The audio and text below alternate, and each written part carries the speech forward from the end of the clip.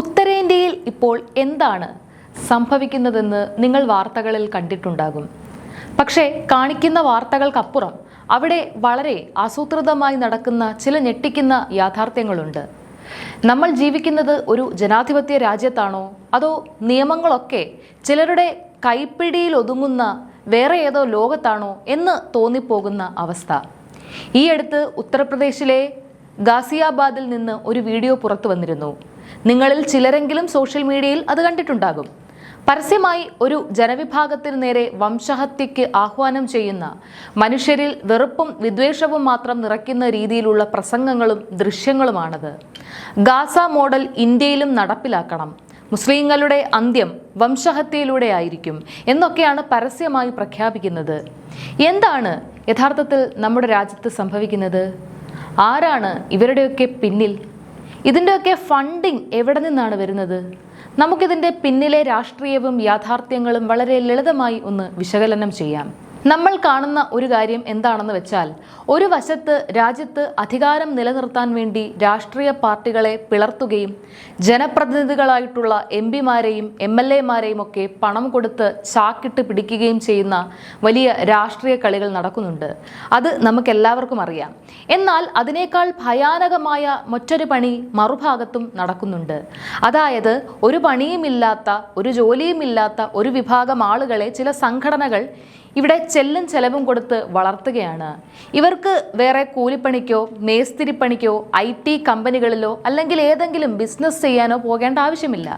ഇവർക്ക് യാതൊരുവിധ ലൈഫ് സ്ട്രെസ്സുമില്ല. ആഡംബരപൂർവമായി ജീവിക്കാനുള്ള എല്ലാ സൗകര്യങ്ങളും ചിലർ ഒരുക്കി കൊടുക്കും.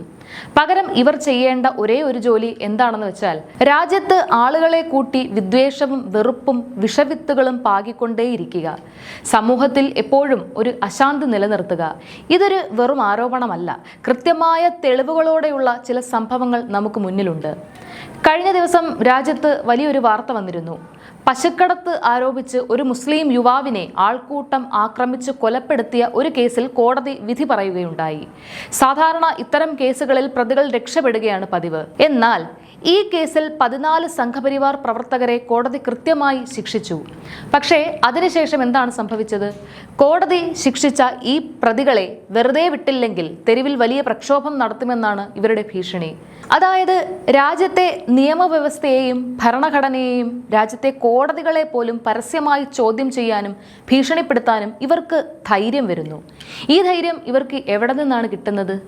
അത് ഭരണകൂടത്തിൻ്റെ തണൽ ഉള്ളതുകൊണ്ട് മാത്രമാണ്. ഇതേ UP-യിൽ നിന്ന് തന്നെ വരുന്ന മറ്റൊരു വാർത്ത നോക്കൂ. ഒരു കല്യാണത്തിന് ബീഫ് വിളമ്പി എന്നാരോപിച്ച് വധുവിനെയും വരനെയും അവരുടെ കൂടെയുള്ള ആളുകളെയും ഒക്കെ പോലീസ് അറസ്റ്റ് ചെയ്യുന്നു. അവിടെയും തീർന്നില്ല. ആ ബീഫ് വിളമ്പി എന്ന് പറയുന്ന കല്യാണ ഹാൾ, ഒരു വലിയ മണ്ഡപം, അത് ബുൾഡോസർ രാജ് ഉപയോഗിച്ച് ഇടിച്ചു നിരത്താൻ UP പോലീസ് ഇറങ്ങി പുറപ്പെട്ടിരിക്കുകയാണ്. ബീഫ് വിളമ്പിയോ ഇല്ലയോ എന്നത് രണ്ടാമത്തെ കാര്യം. പക്ഷേ ഒരു ആരോപണത്തിൻ്റെ പേരിൽ ഒരാളുടെ സ്വത്തുക്കളും സ്ഥാപനങ്ങളും ബുൾഡോസർ വെച്ച് തകർക്കാൻ ഇവിടെ അധികാരികൾക്ക് യാതൊരു മടിയുമില്ല. ഇനി ഇതിൻ്റെ ഏറ്റവും വലിയ വൈരുദ്ധ്യം എന്താണെന്ന് വെച്ചാൽ, ഇതേ ഉത്തർപ്രദേശിലെ അയോധ്യയിലെ രാമക്ഷേത്രത്തിൽ നിന്നും മഥുരയിലെ ശ്രീകൃഷ്ണ ക്ഷേത്രത്തിൽ നിന്നും ഇപ്പോഴും എണ്ണി കണക്കാക്കാൻ പറ്റാത്ത അത്രയും കോടിക്കണക്കിന് രൂപയുടെ അഴിമതിയും കൊള്ളയും നടന്നതായി വാർത്തകൾ വരുന്നു. ഭക്തജനങ്ങൾ തങ്ങളുടെ വിയർപ്പൊഴുക്കി നൽകിയ കാണിക്കയും കോടിക്കണക്കിന് രൂപയുടെ സ്വർണവും വെള്ളിയും ഒക്കെ കൊള്ളയടിക്കപ്പെട്ടിരിക്കുന്നു. ഇത് ചെയ്തത് ഏതെങ്കിലും ഇതര മതസ്ഥരല്ല, മറിച്ച് ഹിന്ദു രാഷ്ട്രം ഉണ്ടാക്കാൻ നടക്കുന്നു എന്ന് പറയുന്ന ഇതേ ആളുകൾ തന്നെയാണ്. അപ്പോൾ ഒന്ന് ആലോചിച്ച് നോക്കൂ. ഒരു വശത്ത് ദൈവത്തിൻ്റെ പേരിൽ സ്വന്തം അമ്പലങ്ങൾ കൊള്ളയടിക്കുക, മറുവശത്ത് പശുവിൻ്റെ പേരിലും ഭക്ഷണത്തിൻ്റെ പേരിലും സാധാരണക്കാരെ തല്ലിക്കൊല്ലുകയും അവരുടെ സ്ഥാപനങ്ങൾ തകർക്കുകയും ചെയ്യുക. ഇതാണോ യഥാർത്ഥത്തിൽ ഇവരുടെ ക്ഷേത്ര സംരക്ഷണവും ഗോസംരക്ഷണവും? ഇതിലും വലിയൊരു ഇരട്ടത്താപ്പ് ഈ ഗോസംരക്ഷണത്തിലുണ്ട്. നമ്മുടെ രാജ്യം ഒരു ഭാഗത്ത് ഗോശാലകൾ ഉണ്ടാക്കുമ്പോൾ മറുഭാഗത്ത് ഇതേ രാജ്യത്ത് നിന്നാണ് ലോകത്തിലെ ഏറ്റവും വലിയ ബീഫ് എക്സ്പോർട്ടിംഗ് ബിസിനസ് നടക്കുന്നത്. കോർപ്പറേറ്റ് അറവുശാലകളിലേക്ക് പശുക്കളെ എത്തിക്കുന്നതും അവിടെ നിന്ന് വിദേശത്തേക്ക് കയറ്റി അയച്ച് കോടികൾ ലാഭമുണ്ടാക്കുന്നതും ഇതേ ആളുകളുടെ ബിസിനസ് സാമ്രാജ്യങ്ങളാണ്.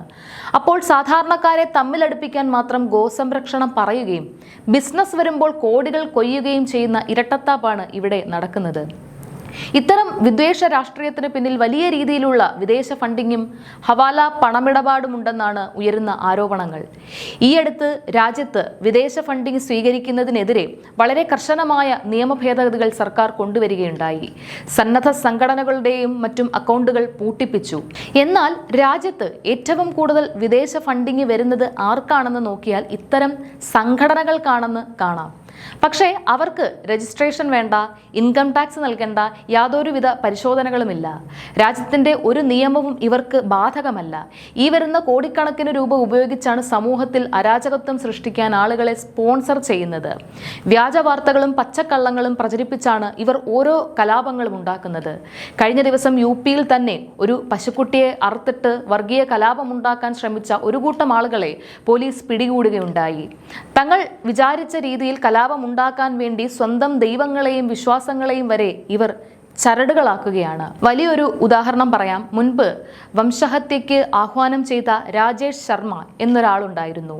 ഈ കഴിഞ്ഞ ദിവസം അമേരിക്കൻ ആക്രമണത്തിൽ കപ്പൽ ജീവനക്കാരായ 3 ഇന്ത്യക്കാർ കൊല്ലപ്പെട്ട വാർത്ത നമ്മൾ കണ്ടതാണ്.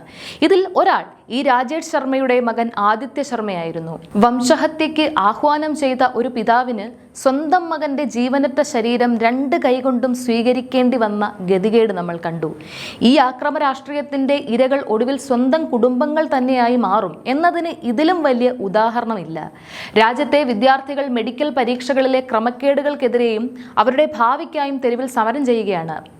ജന്തർ മന്ദറിലും രാജ്യത്തിന്റെ വിവിധ ഭാഗങ്ങളിലും യുവത്വം പോരാടുമ്പോൾ ഈ ഭരണാധികാരികളുടെ മുൻഗണന എന്താണ്? അവർ ഇത്തരം വിദ്വേഷം പടർത്തുന്ന ആളുകൾക്ക് നിയമപരമായ പരിരക്ഷ നൽകുകയാണ് ചെയ്യുന്നത്. കേന്ദ്ര നിയമമന്ത്രിമാരും ഭരണാധികാരികളും ലോകത്തിന് മുന്നിൽ വന്ന് പറയും, ഇന്ത്യയിൽ ന്യൂനപക്ഷങ്ങൾ സുരക്ഷിതരാണ്, ഇവിടെ ഒരു പ്രശ്നവുമില്ല എന്ന്. ലോകത്തിന് മുന്നിൽ ഇന്ത്യയെ അപമാനിക്കാൻ വേണ്ടിയാണ് മറ്റുള്ളവരിങ്ങനെ പറയുന്നത് എന്നാണ് അവരുടെ വാദം. എന്നാൽ യാഥാർത്ഥ്യം എന്താണ്? നിരന്തരമായി അധിക്ഷേപങ്ങളും അക്രമങ്ങളും തുടർക്കഥയാകുമ്പോൾ, കഴുത്തിൽ കത്തിവെക്കുമ്പോഴും ഞാൻ സുരക്ഷിതനാണ് എന്ന് ഭയത്തോടെ വിളിച്ചു പറയേണ്ടി വരുന്ന ഒരവസ്ഥയിലേക്കാണ് രാജ്യം പോകുന്നത്. നമ്മുടെ ഭരണഘടന ഉറപ്പു നൽകുന്ന മതേതരത്വം, എല്ലാവർക്കുമുള്ള തുല്യ അവകാശം, ഇതൊക്കെ തകർത്ത് രാജ്യത്തെ ഒരു അരാജകത്വത്തിലേക്ക് തള്ളിവിടാനുള്ള ഈ ശ്രമങ്ങളെ നമ്മൾ തിരിച്ചറിയണം. ഇത് കേവലം ഒരു രാഷ്ട്രീയ പ്രശ്നമല്ല, നമ്മുടെ രാജ്യത്തിന്റെ, നമ്മുടെയൊക്കെ നാളെയുടെ നിലനിൽപ്പിന്റെ പ്രശ്നമാണ്. ഇതിനെതിരെ നമ്മൾ ചിന്തിച്ചേ മതിയാകൂ. നിങ്ങൾക്ക് ഈ വിഷയത്തെക്കുറിച്ച് എന്താണ് തോന്നുന്നത്? നിങ്ങളുടെ അഭിപ്രായങ്ങൾ താഴെ കമന്റ് ബോക്സിൽ രേഖപ്പെടുത്തുക.